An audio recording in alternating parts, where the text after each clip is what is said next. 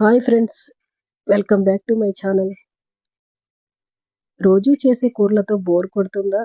అయితే ఈరోజు మనం ఎంతో రుచిగా మంచి సువాసనతో ఉండే దొండకాయ నువ్వుల పచ్చడి తయారు చేసుకుందాం. అన్నంలోకి మాత్రమే కాదు, వేడివేడి అన్నంలో కొద్దిగా నెయ్యి వేసుకుని పచ్చడి కలుపుకొని తింటే అసలు ఆ రుచే వేరు. మరి ఆలస్యం చేయకుండా మన పచ్చడి ఎలా తయారు చేసుకోవాలో చూద్దాం.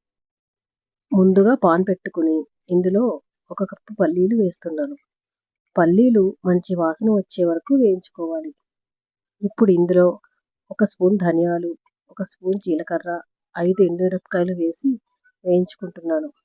ఇవి వేయించేటప్పుడు మంట మరీ ఎక్కువగా ఉండకూడదు. సిమ్లో పెట్టి వేయించుకోవాలి, లేదంటే మసాలాలు త్వరగా మాడిపోయే అవకాశం ఉంటుంది. చివరిగా 1 స్పూన్ నువ్వులు కూడా వేసి కొద్దిసేపు వేయించుకోవాలి. నువ్వులు వేయించేటప్పుడు మంచి సువాసన వస్తుంది. అదే మన పచ్చడికి మంచి రుచిని ఇస్తుంది. ఇలా వేయించుకున్న పదార్థాలన్నిటినీ ఒక ప్లేట్లోకి తీసుకుని పూర్తిగా చల్లారనివ్వాలి. ఇప్పుడు దొండకాయలను ముక్కలుగా కోసుకుని సిద్ధంగా పెట్టుకున్నాను. అదే పాన్లో కొద్దిగా నూనె వేసి దొండకాయ ముక్కలను వేయించుకుంటున్నాను. వీటిని బాగా కలుపుతూ మెత్తగా అయ్యే వరకు మగ్గించాలి. తగినంత ఉప్పు వేసుకుని మెత్తగా అవుతున్న కొద్దీ మగ్గించుకోవాలి.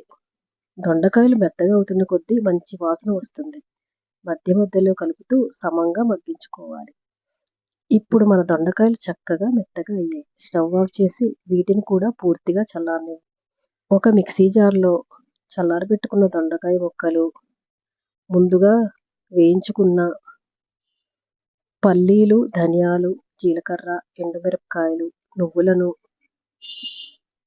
మిక్సీలో వేసి దాంతోపాటు ఒక 5 రెబ్బల వెల్లుల్లి, కొద్దిగా చింతపండును కూడా వేసుకొని బాగా గ్రైండ్ చేసుకోవాలి. మరీ మెత్తగా పేస్ట్లా కాకుండా కొద్దిగా ముద్దలా ఉండేలా గ్రైండ్ చేస్తే పచ్చడికి మంచి టెక్స్చర్ వస్తుంది.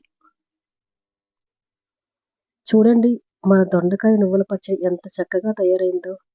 పల్లీల రుచి, నువ్వుల సువాసన, ధనియాలు, జీలకర్ర మసాలా, చింతపండు పులుపు అన్నీ కలిపి ఈ పచ్చడిని చాలా రుచిగా చేశాయి. వేడివేడి అన్నంలో ఈ పచ్చడి వేసుకుని కొద్దిగా నెయ్యి కలుపుకొని తింటే చాలా బాగుంటుంది. మీకు కూడా ఈ దొండకాయ నువ్వుల పచ్చడి నచ్చితే తప్పకుండా ఇంట్లో ప్రయత్నించండి. వీడియో నచ్చితే లైక్ చేయండి. మీకు నచ్చిన వాళ్ళతో షేర్ చేయండి. ఇలాంటి మరిన్ని రుచికరమైన వంటకాల కోసం మా ఛానల్ను సబ్స్క్రైబ్ చేయడం మర్చిపోవద్దు.